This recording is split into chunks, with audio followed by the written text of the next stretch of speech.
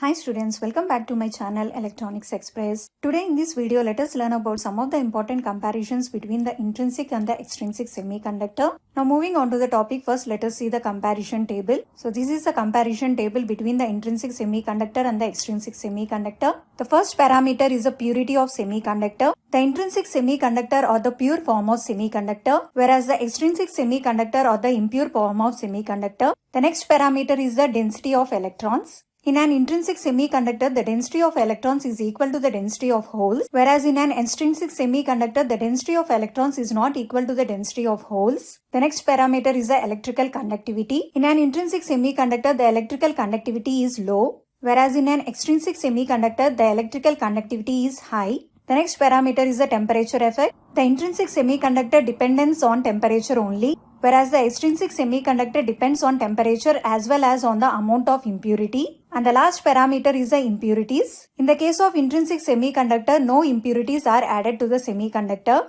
whereas in the case of the extrinsic semiconductor, the trivalent and the pentavalent impurities are added to the semiconductor, and this process is called as the doping process. So these are some of the important comparisons between the intrinsic and the extrinsic semiconductor.